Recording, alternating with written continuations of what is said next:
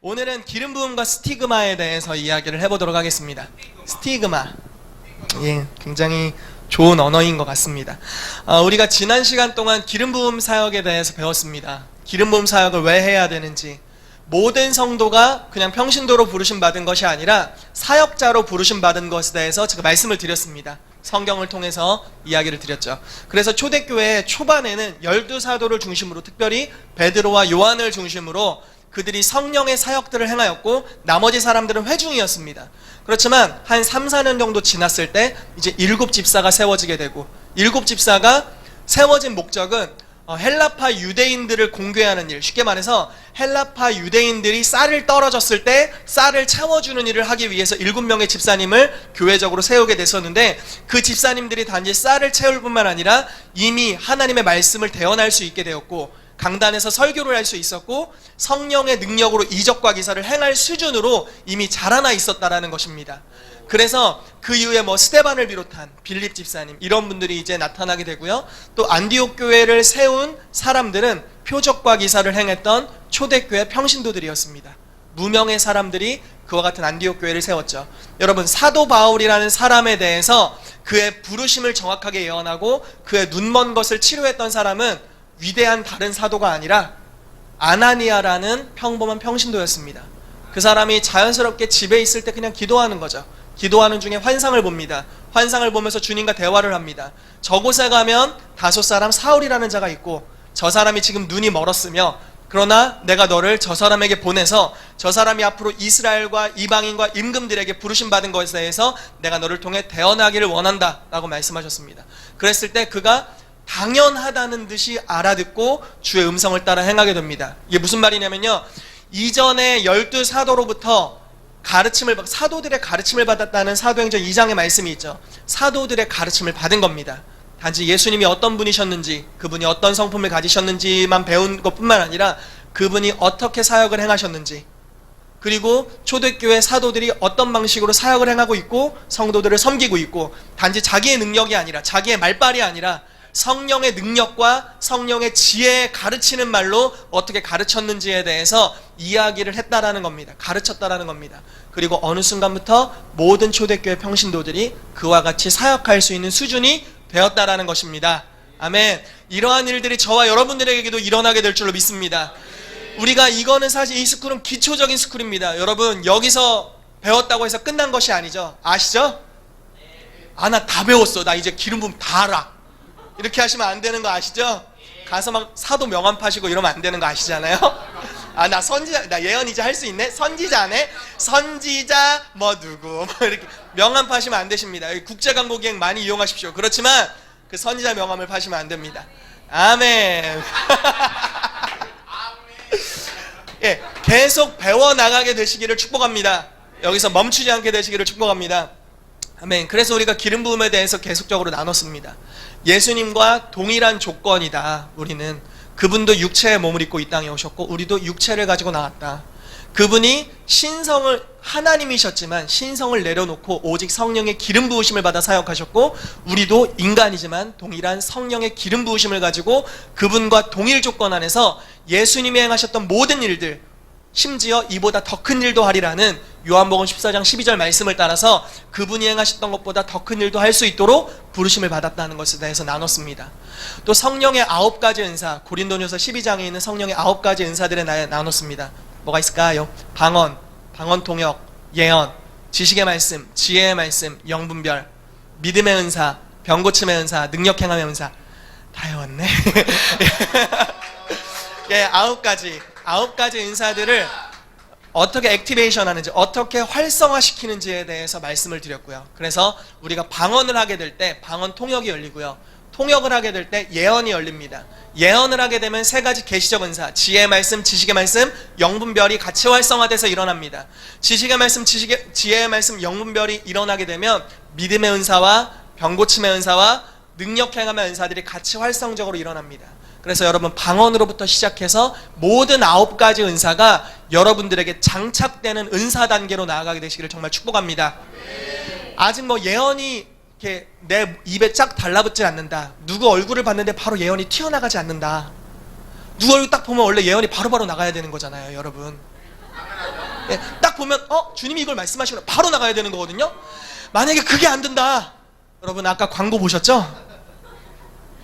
예언 스쿨이 준비되어 있습니다. 그런 분들은 바로 등록하십시오.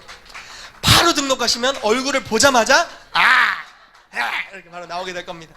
만약에 내가 기타를 치면서 예배를 인도하는데 주님의 임재가 임하시지 않는다, 세상에 이런 일이, 성경에 분명히 말씀에 우리가 찬송할 때 주님 임재하신다고 써 있음에도 불구하고 내가 찬송을 부르고 예배를 인도하는데 어찌 아무 일도 일어나지 않는가, 답답하실 것입니다. 짠! 안 떴지만 이방을 목사님에게 가셔서 스쿨에 참여하시면 많은 도움을 받으실 수 있게 되실 겁니다. 아멘. 뭐 여러 가지 또 오중 사역에 대해서 저희가 나눴고요. 뭐 예언에 대해서, 치유 사역에 대해서 또 나눴습니다. 오늘은 특별히 이런 기름 부으심을 우리가 받았고 또 계속 받을 것인데, 이것을 가지고 하나님 나라의 사역을 해나가는 우리의 자세에 대한 부분을 다루려고 합니다. 같이 이야기를 하면 좋겠어요. 여러분, 스티그마라는 말 들어보신 적 있으세요? 헬라어 단어입니다. 스티그마는 흔적 또는 문신, 뭐 이런 뜻입니다. 네, 문신, 낙인이라고 하면 좀 더 어울릴까요? 옛날에 이제 고대 시대에는 노예들에게 낙인을 찍었습니다. 뜨거! 이렇게 하면 여기 이제 너는 누구 주인 거 이렇게 딱 찍히는 겁니다. 그러면은 노예가 어딜 가든지 그냥 표식이 보이는 곳에 있습니다. 저 사람은 누구 노예네, 나도 함부로 해도 되겠다, 약간 이런 생각이 드는 것이죠. 여러분, 추노, 저는 추노를 다 보진 않았는데요, 추노를 보신 분들은 대략 이해가 되실 겁니다. 그래서 오늘은 스티그마에 대해서 나누려고 합니다. 여러분, 예수님도 스티그마가 있었습니다. 예수님을 따랐던 베드로, 요한, 스티그마가 있었습니다.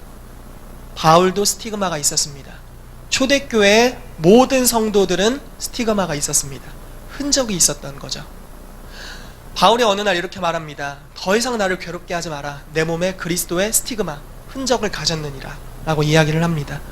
우리가 주를 쫓고 우리가 성령의 기름 부으심과 능력을 가지고 사역하기 위해서 따라다니는 푯말 같은 것이 있다라는 겁니다. 따라다니는 지탄 또는 핍박, 때로는 박해, 때로는 꼬리표, 이런 것들이 따라옵니다. 그럼에도 불구하고 이러한 대가를 우리가 지불함에도 불구하고 예수 그리스도의 복음을 위해서 핍박을 받으면서도 복음을 증거하며 나갈 수 있는가? 이것이 바로 우리의 숙제입니다. 예수님께서는 귀신의 왕 바알세불을 힘입어서 귀신을 쫓았다는 소리를 들으셨습니다. 만약에 예수님의 삶을 통해서 초자연적인 역사가 일어나지 않고 그냥 단지 평이하게 말씀만 잘 가르치셨다면 이런 소리를 듣지 않으셔도 됐을 겁니다. 무슨 말씀인지 이해되십니까? 심지어 우리의 주 예수 그리스도께서도 네가 하는 성령 사역은 귀신이 하는 거 아니야? 이런 소리를 들었다라는 겁니다.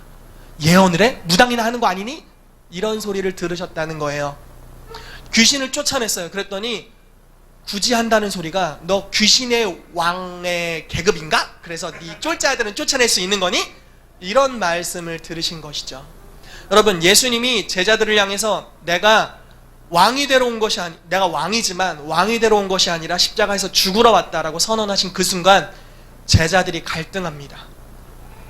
스티그마입니다. 십자가를 굳이 선언하지 않으셨다면 모든 사람이 예수님을 따랐을 것입니다. 그러나 십자가를 선언하셨고 내가 가야 될 길이 좁은 길, 내가 모든 사람을 위해 대속 제물이 돼서 죽어야 될 길이라는 것을 말씀하셨기 때문에 그에게 항상 꼬리표가 따라왔고 심지어 그분은 그걸로 인해서 죽게 되었습니다. 바울이 증거했던 복음에는 항상 할례를 받지 말라고 이야기합니다. 십자가를 증거하면서, 쉽게 말해 십자가를 증거하면서 은혜의 복음을 선포했지만 우리는 율법을 뭐라고 해야 될까요? 우린 율법주의자로 부르심받지 않았다. 그래서 율법에 의무가 없다 라고 선언한 것으로 말미암아서 유대인들이 목숨을 걸고 가는 곳마다 사도 바울을 죽이려 하였습니다. 사도 바울의 선교 열정만큼 뛰어난 열정으로 가는 곳마다 유대인들이 핍박하러 따라다닙니다. 맨날 따라다니는 사람이 그 사람이었거든요. 예루살렘에 도착하잖아요. 그럼 이방 가운데 바울을 죽이려고 했던 자들이 예루살렘으로 옵니다. 이 사람이 로마로 갔잖아요. 로마까지 배 타고 따라옵니다. 로마에서 또 에베소로 가잖아요. 에베소까지 또 따라옵니다. 항상 죽이려고 암살자들이 따라다녔다는 겁니다. 심지어 그것이 하나님을 찬양하는 것이라고 생각하고 하나님을 높여드리는 것이라고 생각하고 그와 같이 예수님을 예수님을 따르는 것이라고 생각하고 바울을 핍박했던 경우들이 있었다라는 거죠. 여러분, 기름 부으심을 가지고 사역한다라는 것은 우선 우리가 맛보게 되면 너무나 좋습니다.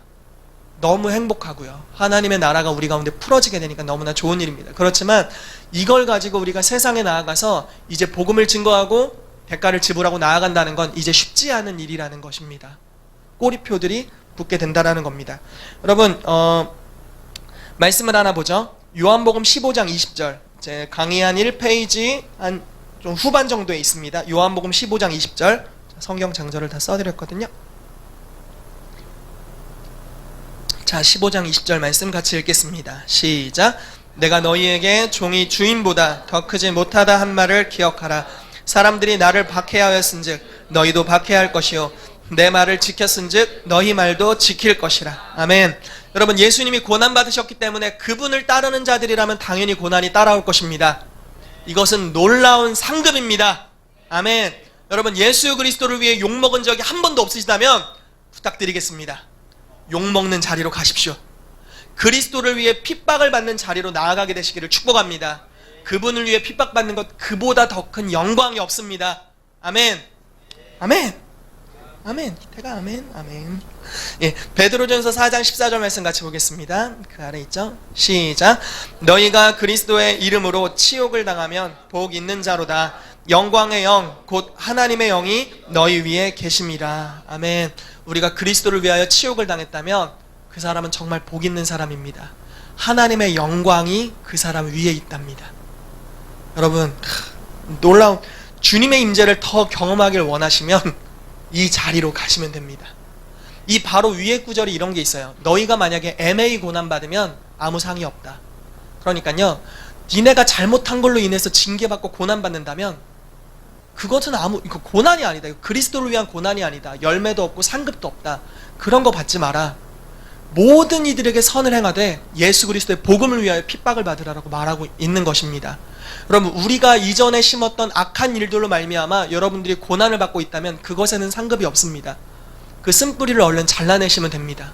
그리고 우리의 삶이 이제 예수 그리스도를 위해 그냥 가만히 있으면 욕먹지 않고 평이하게 살아갈 수 있음에도 불구하고 이제 예수 그리스도를 위해 고난받게 된다면 하나님 아버지께서 예수 그리스도를 영화롭게 하셨던 그 놀라운 영광 가운데 저와 여러분들도 동참하게 될 것입니다.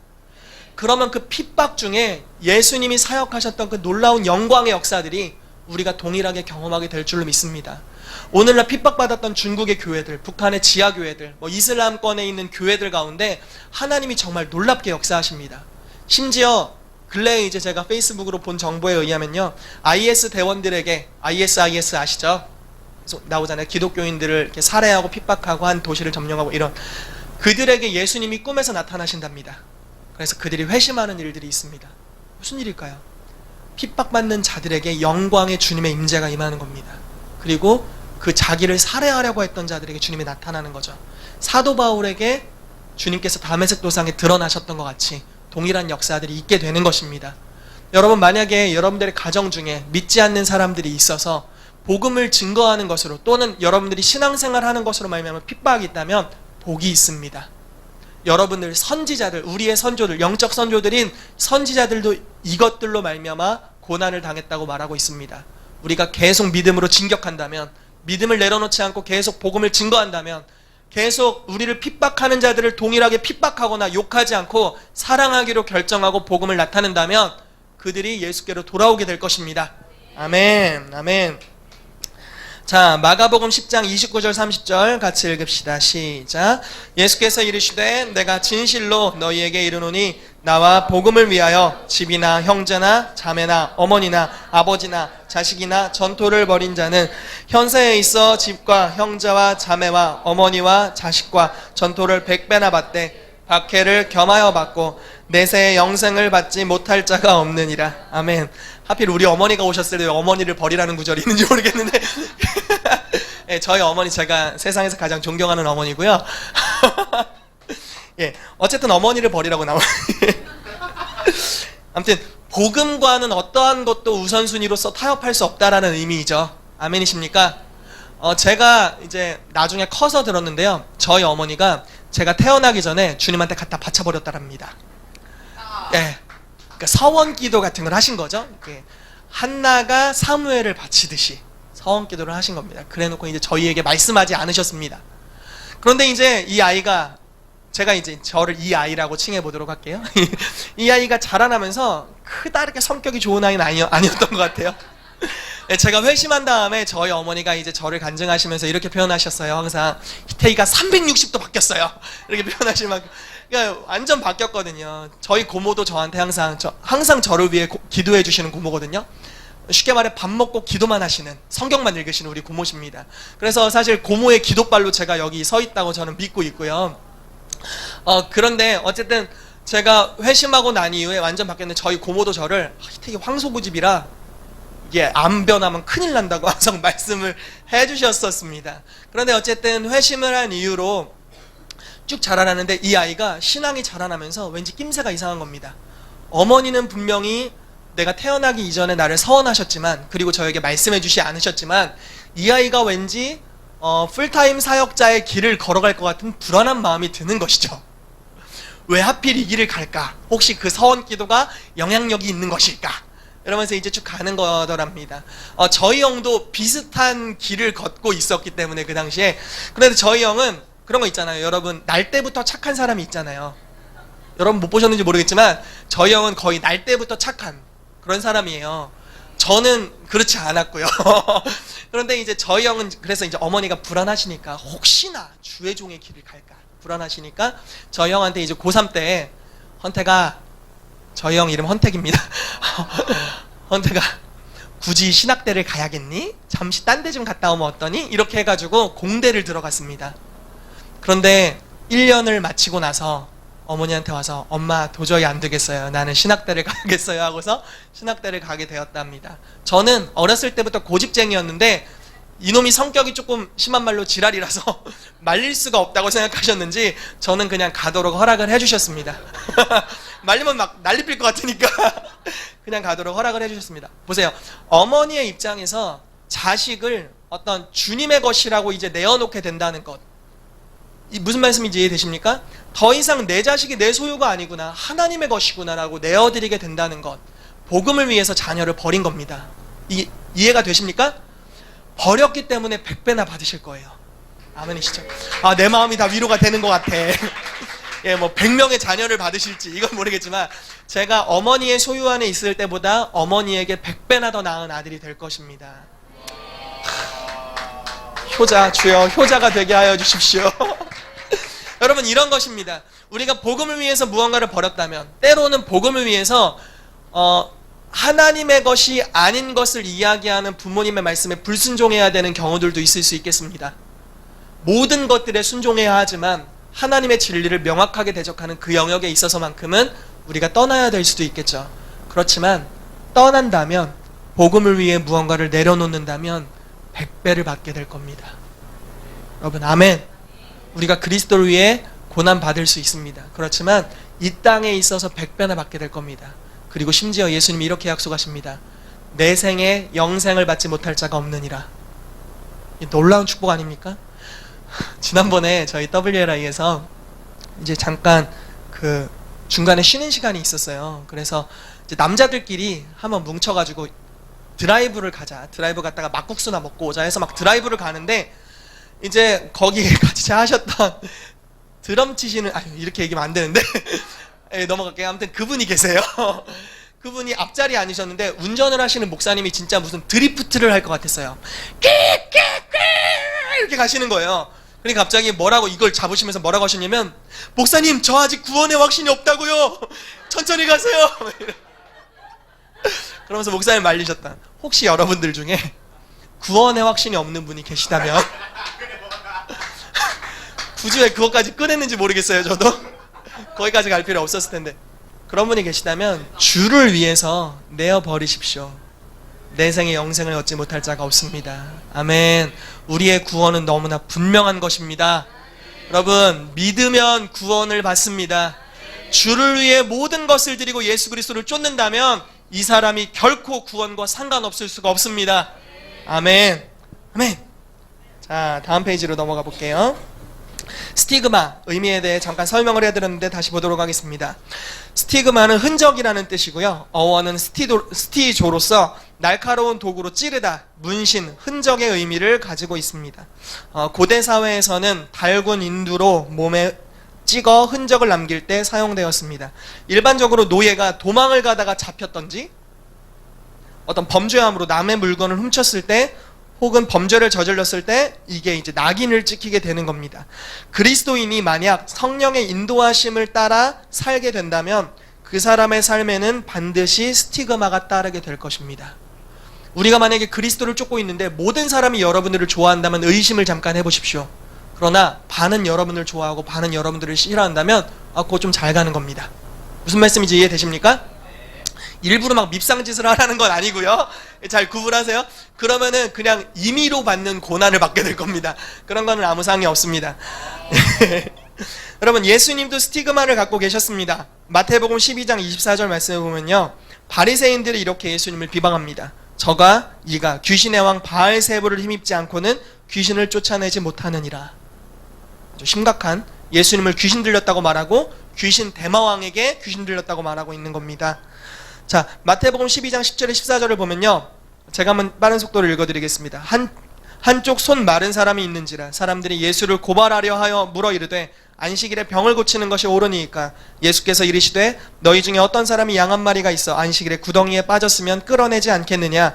사람이 양보다 얼마나 더 귀하냐. 그러므로 안식일에 선을 행하는 것이 옳으니라 하시고, 이에 그 사람에게 이르시되 손을 내밀라 하시니 그가 내밀매 다른 손과 같이 회복되어 성하더라.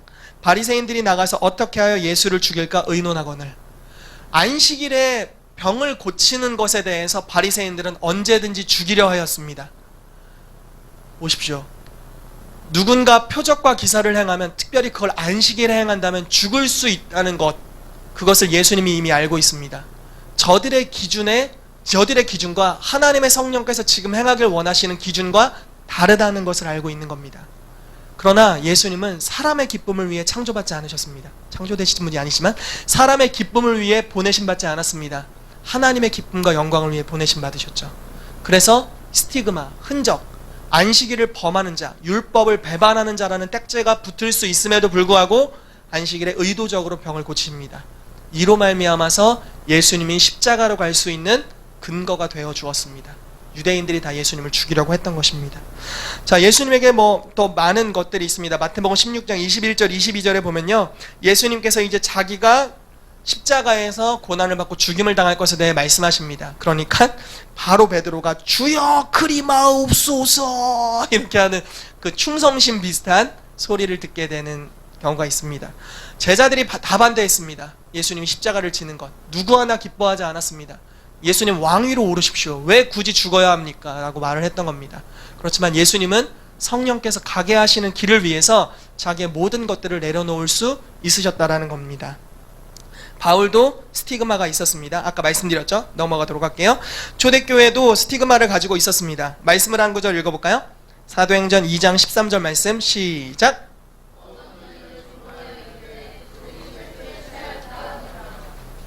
이 얘기가 왜 들렸다고 생각하세요? 새술에 취했다는 얘기가 왜 들렸을까요? 여러분, 술 취하면 어떻습니까? 어지러우면 걸으면 어떻게 돼요? 비틀거리겠지요. 저도 취해본 적은 없어가지고 솔직히 취해본 적이 없습니다. 우리 어머니 놀라실까봐 취해본 적 없습니다. 그래서 정확하게 상태는 모르겠는데요, 아마 정상적으로 상태는 아니겠죠. 목소리도 아마 꽐라 목소리가 날 겁니다. 그리고 몸짓도 막 이렇게 막 갔을 거고요. 눈도 막 시뻘개졌을 겁니다. 그리고 얼굴은 막 안면 홍조로 달아오른 것 같이 달아올라 있겠죠. 제정신이 아닌 상태로 비틀거리고 있었을 겁니다. 여러분, 세상 사람들이 지금 초대교회 성도들에게 이 말을 하고 있습니다. 저들이 새술에 취하였다. 그러면요, 이게 지금 일반적인 상태가 아닙니다. 보세요. 이게 지금 성령 강림절이에요. 오순절 날이었습니다. 성령께서 초대교회 사도행전 2장이 임하신 직후입니다. 저들이 방언을 하게 되었습니다. 여러 나라 말로 방언을 했는데 그냥 다 앉아서 우리 방언합시다. 주여 3창 시작. 주여 주여 주여 어러러러 이렇게 한 게 아니라 뭔가 무질서함이 풀어진 겁니다. 지금 그냥 현상이 너무 강하게 일어나 버린 겁니다. 이거 상태를 이해 못하는 사람이 오면 미친 거 아니야? 이런 정도의 분위기였다라는 것입니다. 이성으로 이해 안 될 분위기가 표출된 겁니다. 그런데 초대교회는요, 그때 임하신 성령님을 부끄러워하지 않습니다. 무슨 말인지 이해되세요? 만약에 여러분들이 막 성령이 취해서 어러러러 막 이러면 이보다 더 망가질 수 있는데, 근데 막 성령이 취해서 어러러 이러면서 막 이러고 있어요. 그러다가 만약에 여러분들 뭐 부모님 믿으실 수 있겠지만 안 믿는 부모님이 딱 오셔서 여러분들 보셨어요. 그러면 하다가 이런 그럴 수 있는 건데, 여러분 지금 이 상황은요, 보이지 않는 성령님을 존중해 드린 거예요. 심지어 술 취했다고 말하는 자들을 향해서 뭐라고 베드로가 선언하는 줄 아십니까? 여러분들아, 여러 부형들아, 우리는 술 취한 것이 아니다. 때는 제3시니 주의 성령께서 우리 가운데 임하셨다. 그래서 우리가 성령으로 말미암아 이것들을 행하고 있다. 너희가 예수를 달아 죽인 것을 우리가 알고 있지만 너희가 회개하고 각각 예수 그리스도의 이름으로 세례를 받으면 우리가 오늘 술 취한 것 같이 받은 성령을 너희도 받을 것이다 라고 성령님을 자랑한 것입니다. 얼마나 놀랍습니까? 초대교회의 그 성령님을 인정해드리는 담력. 이전까지, 이 직전까지 베드로, 요한 이런 사람들은요, 지금 잡아 죽이기 너무 쉬운 상태입니다. 스승인 예수를 죽였는데 제자 나부랭이 정도는 얼마나 쉽게 죽일 수 있을까요? 그냥 몇 명 들어가서 암살자들이 싹싹 하면 피를 흘리면서 죽겠죠. 안 웃기세요? 그런데 그러한 상황에서 성령께서 임하셨는데 그분을 부끄러워하지 않고 오히려 비방하는 자들을 향하여서 너희에게도 성령이 임하실 수 있다고 증언하고 대언할 수 있는 담대함, 이것이 오늘날 우리에게 필요한 줄로 믿습니다. 아멘. 여러분들은 어떤 스티그마를 갖고 계십니까? 여러분들이 성령으로 행할 때 어떤 스티그마를 갖고 계세요? 있어야 됩니다. 그리고 있습니다. 여러분, 제가 한번 말씀드린 적이 있었죠. 어느 교회에 초청을 받아서 수련회로 갔습니다. 강의를 하고서 성령사역, 물론 강의 초반에 좀 절었는데요, 강의 내용이 좀 괜찮았습니다. 제가 볼 때도 좀 괜찮았어요, 비교적. 끝나고 나서 성령사역을 하는데 치유가 일어났어요. 즉시 선포를 하고 같이 기도했는데 즉시 팔 아픈 사람이 즉시 나섰어요. 이렇게 할 수도 없는 사람인데 즉각적으로 치유되었습니다. 그리고 뭐 다리 아픈 사람도 치유된 사람도 그랬고요. 몇몇 사람들에게 예언을 해줬어요. 뭐 물론 교회에서 그걸 하도록 허락을 해줬습니다. 그래서 했습니다. 그리고 나서 오히려 치유가 일어난 것 때문에 제가 약간 비방을 받는 듯한 느낌이 들었습니다. 어떻게 해야 될까요? 이런 상황에서 저 교회 수련회 갔는데 욕 먹었어, 이제 그만해야지, 가서 말씀만 전하고 와야지, 이렇게 해야 되겠습니까? 아니죠. 여러분 즐기는 겁니다. 말을 까먹어서 네가 넣어준 말을 했어. 즐기시면 돼요. 여러분, 사람을 기쁘게 하도록 우리가 부르심받지 않았죠. 하나님을 기쁘시게 하도록 부르심 받았습니다. 물론 우리가 어느 교회 사역을 가면요, 그 교회 목사님 또는 뭐 담임 전도사님께서 정해주신 그 범위 안에서 덕을 세우며 사역해야 합니다. 그래서 분명히 저는 정해주신 범위 내에서 사역은 했습니다. 그렇지만 실제로 그게 일어날 줄은 모르셨나 봐요. 실제로 주님이, 이제 제가 한 게 아니죠, 주님이 실제로 역사하실 줄은 모르셨나 봐요. 당황하셨던 것 같아요. 그런데 그런 상황들이 우리 가운데 있을 때마다 사실은 마음이 다칠 수 있습니다. 내가 뭐하러 거절받으면서 사역해야 되지? 칭찬받으면서 사역하는 사람 많은데 왜 내가 욕을 먹으면서 사역해야 될까? 그냥 예언이라고 하지 말고 묵상이라고 할까? 기름 부음 사역이라고 하지 말고 성령의 감동이라고만 할까? 뭐 이런 갈등이 드는 거잖아요. 그냥 신유 사역, 뭐 치유 사역 이렇게 하지 말고 그냥 기도에 대한 응답 정도로만 이야기할까? 그럼 우리를 비방하는 소리들이 없어질 텐데, 이런 생각이 드는 거죠. 우리가 한참 침례신학대학교에서 이제 사역을 했을 때, 왕의 사역을 했을 때 우리 기숙사에 있는 친구들이 욕을 엄청 먹고 있었습니다. 왜 그랬냐면요, 애들이 기숙사에 들어가서 사역을 하는데 상담을 하다가 예언이 풀어지는 거예요. 막 치유가 막 풀어지는 겁니다. 그러면서 상담을 받고 치유를 받은 대상들은 너무 좋았지만 이제 위에 선배들이 누르기 시작하는 겁니다. 네가 몇 살인데 성령 사역을 하니? 뭐 이렇게, 뭐 네가 뭐 한다고 예언을 하니? 예언이 오늘날도 있니? 네가 무슨 뭘 하니? 경건하지도 않아 보이는데. 뭐 이렇게 하면서 이제 비방을 받기 시작하는 거죠. 그러니까 이제 거기서 갈림길에 서는 겁니다. 거기서부터 갈림길이에요. 이 길로 쭉 가서 비방을 받더라도 성령님을 존중해드리고 끝까지 갈 것인가? 내 명예가 실추되게 생겼으니 성령님을 부인해버릴까? 갈등이 오는 겁니다. 여러분, 여러분들이 지금 여기는 너무 좋은 영적 분위기죠. 막 실습 안 한다고 막 저희가 뭐라고 하고 그러잖아요. 막 하셔야 돼요. 막 기름 사역 좀 하세요. 막 땡땡이 지좀 마시고 이렇게 하면서 하잖아요. 밖에 나가면 쉽지 않을 수 있습니다. 쉽지 않을 수 있어요. 그러나 이제 갈림길에 서는 겁니다. 할지 말지.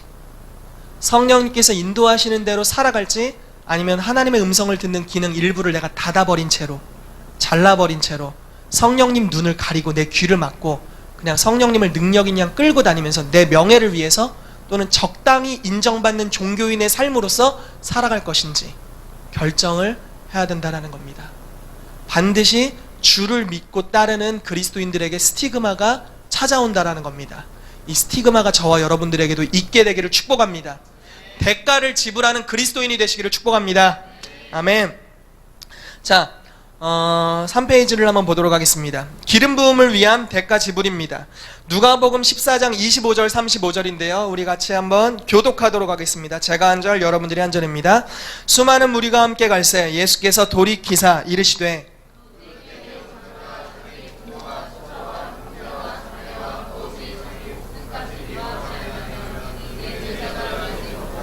누구든지 자기 십자가를 지고 나를 따르지 않는 자도 능히 내 제자가 되지 못하리라.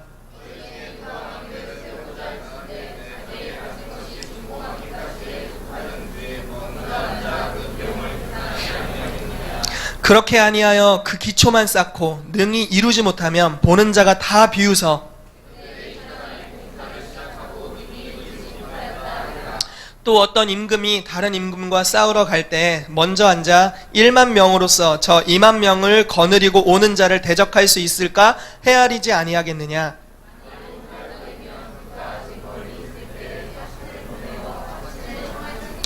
이와 같이 너희 중에 누구든지 자기의 모든 소유를 버리지 아니하면 능히 내 제자가 되지 못하리라.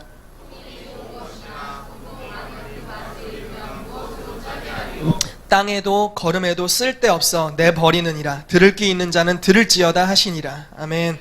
여러분, 예수님을 따라 살아간다는 것은요, 적당히라는 게 없습니다.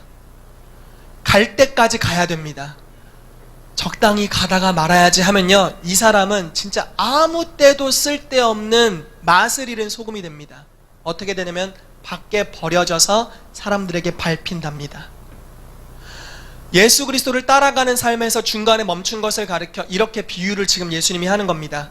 건물을 짓다가 기초만 세우고 부도난 현장. 이해되세요?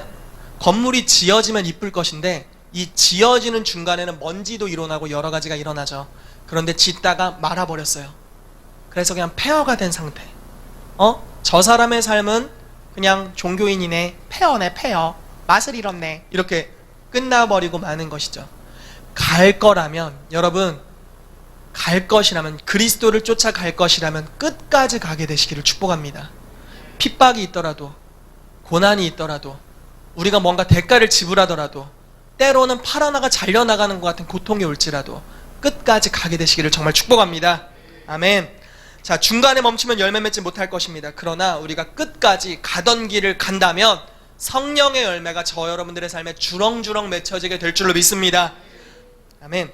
자, 또 한 가지는요, 모든 이들 앞에서 시인하는 것이 굉장히 중요합니다. 마태복음 10장 32절에서 42절 말씀을 같이 읽어보겠습니다. 교독할게요. 제가 먼저 읽겠습니다. 누구든지 사람 앞에서 나를 시인하면 나도 하늘에 계신 내 아버지 앞에서 그를 시인할 것이요.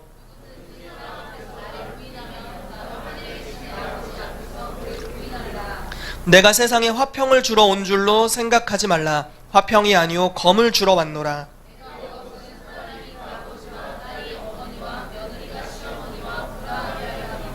사람의 원수가 자기 집안 식구리라.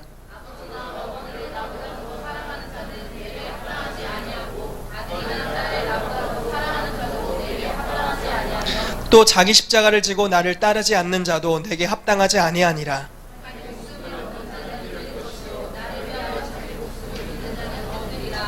너희를 영접하는 자는 나를 영접하는 것이요 나를 영접하는 자는 나를 보내신 이를 영접하는 것이니라.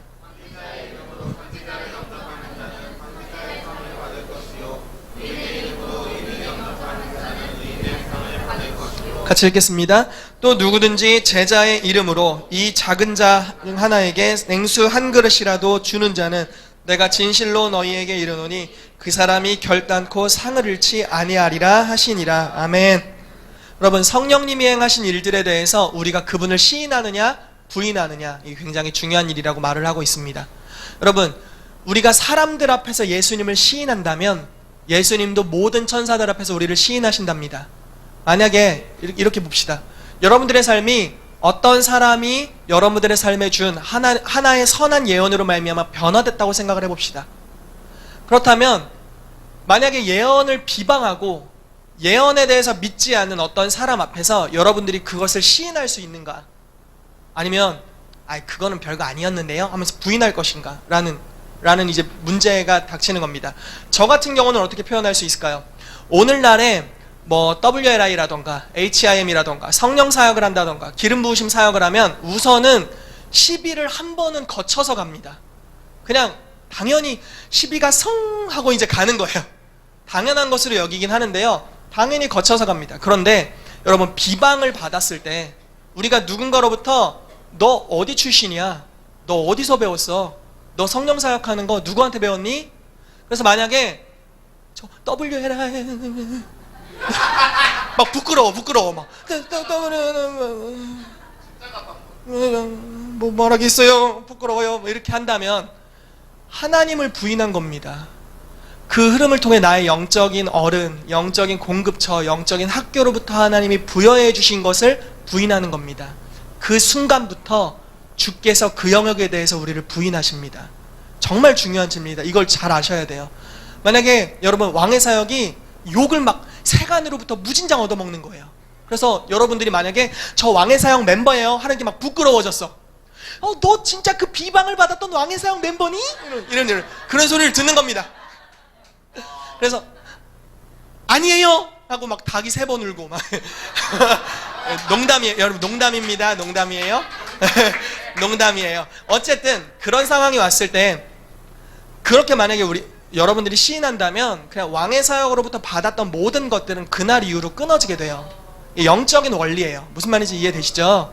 여러분, 여러분들의 영적 어른들, 여러분들의 영적 뿌리들을 존중하게 되시기를 축복합니다. 아멘. 저는 저의 영적 어른들을 존중합니다. 더 존중하고 싶습니다. 그리고 그분들과 더 연결되고 싶습니다. 인터넷 치면 욕 바로 먹거든요. 인터넷 치면 바로 욕을 먹을 수도 있는 이름들이십니다. 이 영역에 선두주자가 되셔서 이미 대가를 지불하고 가셨던 분들이기 때문에 그렇습니다. 그렇지만 그분들을 우리 영적 아버지로 인정하는 겁니다. 왜냐면 그것을 부인한다면 그분들을 통해 나에게 부어주신 주의 은혜를 부인하는 것이 되는 것이고, 이제 나에게선 그 은혜가 끊겨지게 되는 거니까요. 여러분, 의리 있게 살게 되시길 정말 축복해요. 예, 종교적인 의리, 종교적 의리 뭔지 안 좋은 것 같네. 영적인 의리를 지키는 저와 여러분들 되시기를 축복합니다. 우리가 어디서든지 성령께서 우리 가운데 부어주신 것들을 존중해 드릴 수 있는 저와 여러분들 되시기를 축복합니다. 만약에 자기를 부인하다가 너무 자기 부인을 시게 해서 성령님까지, 자기 안에 역사하신 성령님까지 부인하게 되시는 분들이 간혹 있어요. 예를 들어 이런 거예요. 방언을 받았어요. 너 방언해봐. 받았다면서 해서 방언을 하려고 하는데 왠지 부끄러워요. 제 방언은 애기 방언이에요. 애기 이러면서 하는 거죠. 여러분들 안에 계신 성령님은 애기가 아닙니다. 이해되십니까? 너 이제 예언 훈련했다며, 해봐 했더니 저는 예언을 못해요. 이렇게 부인하는 건 여러분을 부인하는 게 아니에요. 여러분들 안에 계신 성령님이 예언 못하는 성령님으로 입을 막아버린 겁니다. 세상, 이런 마음이 있으셨던 분들 예언학교에 등록하세요. 등록하십시오. 다다음 주 토요일. 할렐루야. 세상에 할렐루야. 자, 여러분, 우리가 주를 시인하면 주도 우리를 시인해 주실 것입니다. 하나님이 우리에게 주신 은혜를 여러분 당당하게 선포하십시오. 그것이 바로 겸손함입니다. 아멘.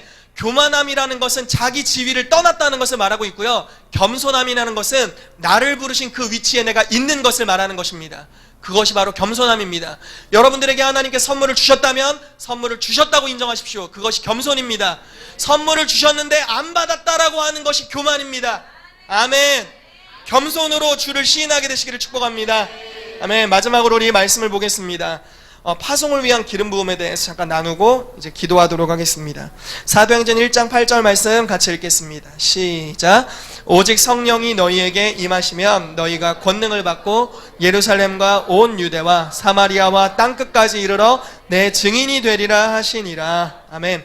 여러분, 성령이 임하신 목적은요, 저와 여러분을 보내시기 위해서, 가기 위해서 부으셨습니다. 만약에 저와 여러분이 이 스쿨을 통해 기름 부으심을 받고 앞으로 더 받아가실 텐데, 이것을 여러분들의 삶 안에서만 머물게 하신다면 목적과 다르게 가는 것입니다. 무슨 말씀인지 이해되십니까? 이것을 사용하셔야 됩니다. 이것을 기름 부으심이 필요한 자들에게 사용하셔야 됩니다. 주변에 눌린 분이 있으십니까? 기름 부으심을 사용하셔서 그분을 자유케 해주십시오.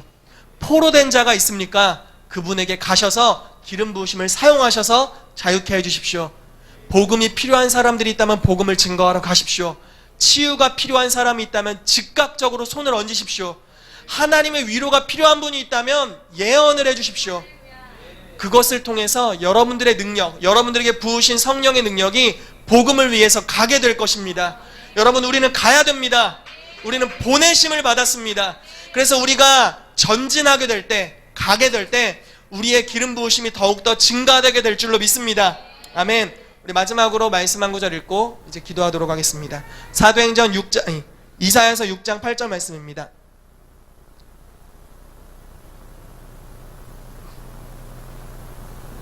이사야서 6장 8절 말씀입니다. 같이 읽어보겠습니다. 시작. 내가 또 주의 목소리를 들으니 주께서 이르시되 내가 누구를 보내며 누가 우리를 위하여 갈고 하시니 그때 내가 이르되 내가 여기 있나이다 나를 보내소서 하였더니. 아멘. 여러분, 주를 위해 간다라는 것은 대가 지불이 반드시 있습니다. 스티그마가 따라옵니다. 오늘 여러분들을 위해 기름 붓고 축복하는 시간을 가졌으면 좋겠는데요, 기름 부으심이 임한다는 것은 바로 그 순간부터 대가를 지불하게 된다는 것을 의미합니다. 만약에 여러분 대가 지불할 준비가 되어 있지 않았는데 기름 부으심이 임하면 그것은 큰 낭패입니다. 큰 낭패입니다. 마음의 준비를 하고 받아야 됩니다. 예전에 이제 제가 사역했던 이제 서울신대에서 잠깐 기도 사역들을 했었는데, 그 당시에 이런 일이 있었어요. 제가 이제 사역을 했던 당시에 한 학기 정도 잠깐 사역을, 한 학기도 아니에요. 거의 중간고사 기간부터 기말고사 기간까지 거의 1, 2개월 정도만 딱 사역했는데, 그 짧은 기간에 성령께서 너무 강력하게 역사하셨어요. 그래서 오는 사람마다 변화가 되고 뭐 축사가 일어나고 치유가 일어나고 사역자로 세워지는 일들이 정말 빠른 속도로 일어났습니다. 그래서 우리가 월화수요일 같이 성령 사역하고 중보기도 모임했고요, 목요일날 복음 전하러 갔습니다. 그런 일들을 계속하고 제가 이제 뭐 침례신학대학교로 편입을 하게 되어서 그 사역을 제 후배에게 물려주고 왔습니다. 근데 제 후배가 사역을 하는데 이 친구가 굉장히 기름 부으심이 강한 친구였는데 안타깝게도 학번이 낮았어요. 그러니까 그 당시 06학번이었고 전 02학번이었는데요. 그 당시 이제 3, 4학년들, 신학대 3, 4학년들이 02학번, 이제 제가 거의 최고 학번이었습니다. 그런데 이제 후배에게 물려주고 갔는데 그 친구가 쉽게 말해 2학년 학생이었고 자기보다 높은 이제 학번의 선배들이 있었던 거죠. 제가 성령 사역을 할 당시에는 제 학번이 워낙 높았기 때문에 시비를 거는 사람이 없었습니다. 그냥 잠시 뭐 이렇게 비판하다가도 아유 선배님이 하고 계시네 하고 그냥 가고 이런 정도였죠. 그런데 제 후배가 이걸 맡게 되었습니다. 그리고 나서 그 후배에게 저의 삶에 드러났던 기름 부으심과도 같은 것들이 동일하게 나타나기 시작했습니다. 그런데 이제 비방하는 소리들이 오기 시작하는 겁니다. 그 친구가 한 2, 3개월 뒤에 통화를 해봤더니 왕따가 되어 있는 겁니다. 학교의 모든 친구가 자기를 떠났답니다. 학교의 모든 선배들이 자기를 욕한답니다. 왜? 기름 부으심이 드러나니까. 무슨 2학년이 무슨 한참 배워야 될 때지 무슨 사역을 하니? 이런 이야기를 듣는 거죠. 대가가 있다라는 거예요. 그 친구가 그 당시 굉장히 힘든 시간을 겪었지만 그것을 잘 이겨냈습니다. 지금은 이제 목사 안수를 받고 목사님이 되셨고요. 지금 군목으로 있는데요. 3개의 교회를 담임하고 있답니다. 정말 탁월한 사역자로 그 당시에 대가 지불을 하고 성장을 했습니다. 마음이 너무 아팠지만 성장한 모습을 보니까 너무나 기쁩니다. 며칠 전에 한번 만났었거든요. 여러분, 기름 부으심이 임한다는 것은 평범한 일은 아닙니다. 이제 비범하게 살아간다는 것이고 거기에 꼬리표가 붙는다는 거죠. 그래서 오늘 여러분들을 초대하고 또 여러분들에게 기름 부음이 임하도록 기도해드리고 싶습니다. 그런데 대가 지불할 각오가 있는 분만 나오셨으면 좋겠어요. 이해되십니까?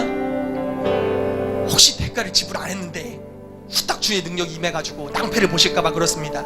아까워서 그런 게 아닌 거 아시죠? 내 것도 아닌데 뭐 아낄 게 뭐 있겠어요. 그래서 대가를 지불하고 내가 주를 위해 살 것이고 주님이 기름 부음을 위해 내가 대가를 지불하고 달려가겠습니다라고 결단하길 원하시는 분들을 초대했으면 좋겠습니다.